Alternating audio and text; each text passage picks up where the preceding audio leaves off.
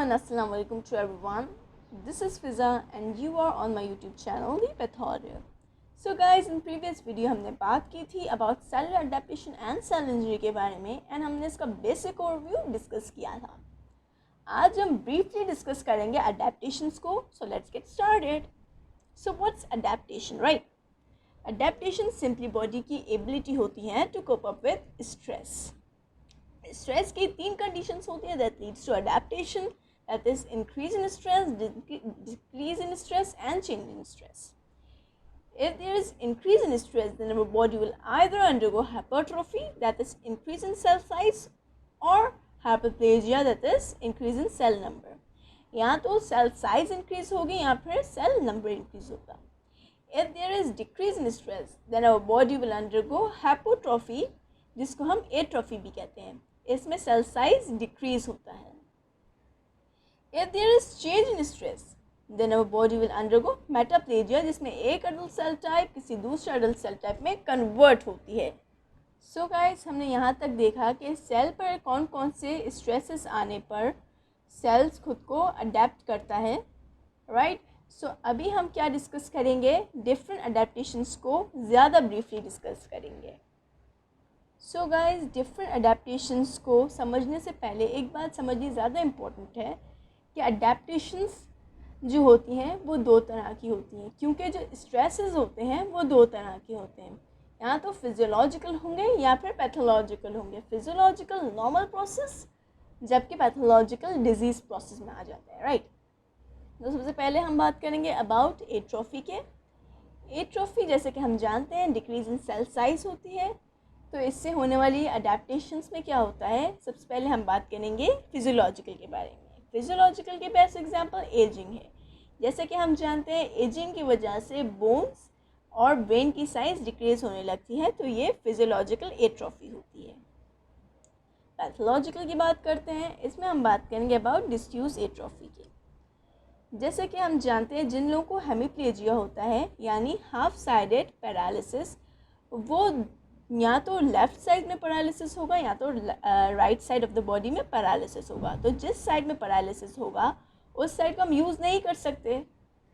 अगर यूज़ नहीं करेंगे तो वो टाइम के साथ साथ उसकी साइज़ छोटी होने लगेगी. तो इसको हम कहते हैं डिस्यूज एट्रोफी. बात करते हैं अबाउट हाइपरट्रोफी के बारे में. फिजियोलॉजिकल को पहले डिस्कस करते हैं. जैसे कि हमने बात की थी कि स्ट्रेस के बढ़ने की वजह से हाइपरट्रोफी होती है, राइट. तो अगर कोई इंसान बहुत ज़्यादा एक्सरसाइज करता है यानी स्ट्रेस इंक्रीज़ होता है, तो उसकी मसल मास इंक्रीज़ होने लगते हैं, यानी इसमें हाइपरट्रोफी आने लगती है. कंपनसेटरी किडनी की बात करते हैं कि अगर किसी की एक इंसान की एक किडनी ख़राब हो जाए या फिर वो रिमूव करनी पड़े, तो दूसरी किडनी उसके इफ़ेक्ट को कंपनसेट करने की कोशिश करती है, राइट. अब हम बात करते हैं पैथोलॉजिकल हाइपरट्रोफी की कि पैथोलॉजिकल हाइपरट्रोफी क्या होती है. सही है, वही बात कि ये डिजीज़ प्रोसेस की वजह से होती है. बेस्ट एग्जांपल है इसकी हाइपरटेंशन, राइट.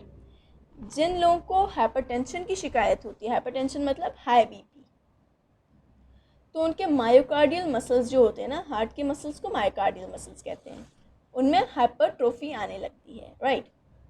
नेक्स्ट एग्जांपल है इसकी endocrine disorders, right.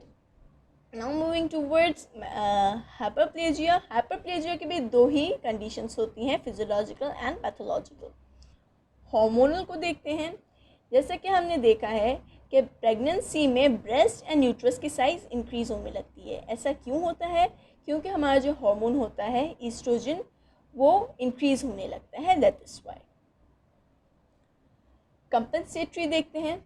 अगर किसी इंसान की पार्शियल हिपैक्टमी हो, हिपैक्टमी मतलब लिवर का कोई लोब रिमूव कर दिया जाए, तो फिर टाइम के साथ साथ उसमें रीजनरेशन आना स्टार्ट हो जाती है.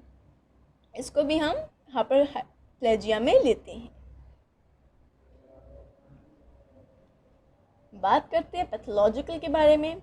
इसमें एंडोमेट्रियल हाइपरप्लेजिया होता है. एंडोमेट्रियल लाइनिंग ऑफ यूट्रस होती है ना, उसमें जो सेल्स होते हैं उनका नंबर इंक्रीज़ होने लगता है. कैंसर में भी अबनॉर्मली सेल्स का नंबर इंक्रीज़ होने लगता है। और नेक्स्ट एग्जांपल है इसकी स्किन वोट्स, इसमें भी सेम कंडीशन होती है। अब हम बात करेंगे अबाउट मेटाप्लेजिया। मेटाप्लेजिया जैसा कि हम जानते हैं, इसमें एक अडल्ट सेल टाइप किसी दूसरे अडल्ट सेल टाइप में कन्वर्ट होती है, राइट। सो ये एक रिवर्सिबल चेंज है। ये दो तरह के सेल्स में दिखता है, एपिथेलियल सेल्स में भी दिखता है और मेसेनकाइमल सेल्स में भी दिखता है। सबसे पहले एपिथेलियल सेल की बात करते हैं। नॉर्मली जैसे कि हम जानते हैं कि लंग्स में सीडो स्ट्रेटिफाइड कॉलमनार एपिथेलियम पाई जाती है, लेकिन अगर कोई इंसान स्मोक करता है तो उसकी जो सीडो स्ट्रेटिफाइड कॉलमनार एपिथेलियम होती है वो कन्वर्ट हो जाती है किसमें, स्ट्रेटिफाइड स्क्वामस में। नेक्स्ट बेस्ट एग्जांपल है इसकी बैरड एसोफेगस। अगर ज़्यादा से ज़्यादा एसिड का रिफ्लक्स होता है इनटू एसोफेगस तो क्या होता है, स्क्वामस एपिथेलियम जो नॉर्मली एसोफेगस में होती है वो कन्वर्ट हो जाती है कॉलमनार एपिथेलियम में, जिसको हम कहते हैं columnar metaplasia, right. Mesenchymal cells में भी होती है कि एक तरह के मेसेनकाइमल सेल्स दूसरे तरह के मेसेनकाइमल सेल्स में कन्वर्ट हो जाते हैं। एग्जाम्पल्स है इसकी ऑस्टियस मेटाप्लेजिया एंड कार्टिलेजिनस मेटाप्लेजिया। एक और तरह की हमारे पास अडेप्टेशन पाई जाती है जिसको हम कहते हैं डिस्प्लेजिया।